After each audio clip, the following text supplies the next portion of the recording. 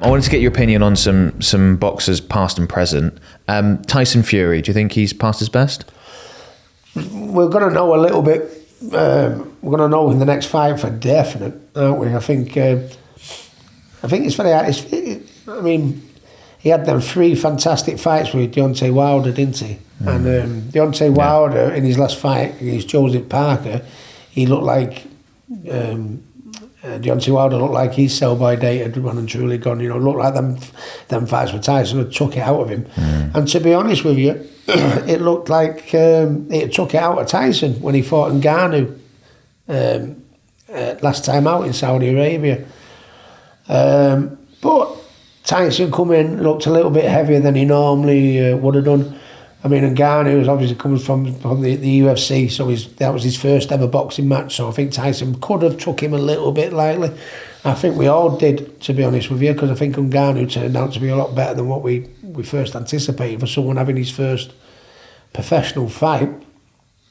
And you see that the shape that Tyson turned him, he was a little bit weightier than he normally did. But if you look at the condition he's in now, he's looked really slim, looks really, really solid. So he might have took it lightly, or he might have had too many miles on the clock as well himself, because he'd had them 3 fights with Wilder. And don't forget when Tyson was going through his bad time, he lost 10 stone in weight. And how much damage does that do to your body? So stick the 3 Wilder fights on top of losing that 10 stone, and you know, on the other fights, Tyson might have had his sell-by date. But I think we've got to look. The way I've got to look at it is, I think, listen, he took Ngannou lightly. They come in with that. They come in and not quite in the best of shape. Look what he's doing now.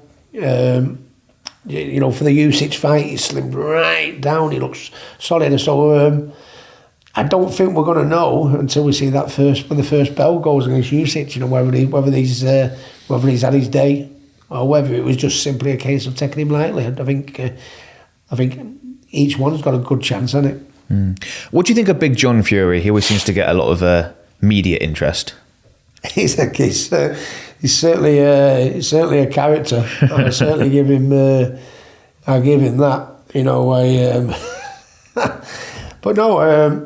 I think it's there's no bigger YouTube than John now. Do you know what I mean? He sells it better than anyone, doesn't he? You know what I mean? Yeah. But I don't know. I think only, you know what I mean? He's doing it, you know, obviously for likes and retweets and following and this and that. So I get why you're doing it in that world, you know. I don't know. Certainly not my, you know, I social media wasn't about when I was. And I just did my, I got my fan base for being just me. Yeah. As we mentioned earlier, where John seems to be doing it. Lovely John. The Furies, can't say a bad word to any of the Furies, you know, about me.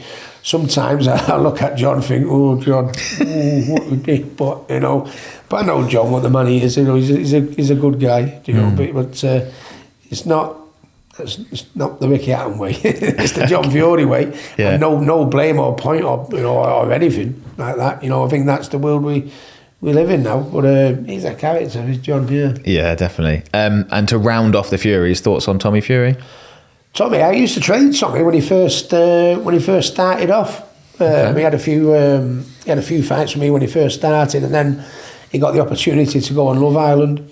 Yeah. And I said, I think you should go on it, Tommy. I said, because, you know, you're a good kid, you know what I mean? If you come across like the way you come across well in everything you do or say and every interview and that, if you come across in Love Island, if you win it or you don't win it, you know, there's going to be spin-offs, you know, for you to go on. So yeah, I think you would, and I think Tommy's capable of being a professional and being a champion as a pro. Really? I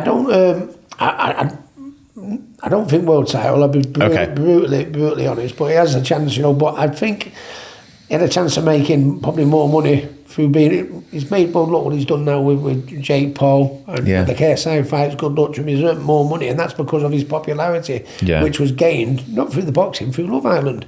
So my advice was great for him. I think in the end, listen, you better off going on that because there'll be other spin-offs for it, and he has. And I couldn't be more happier for him and the family, to be honest with you. If you enjoyed this and want to watch my full interview with Ricky, you can do so right here.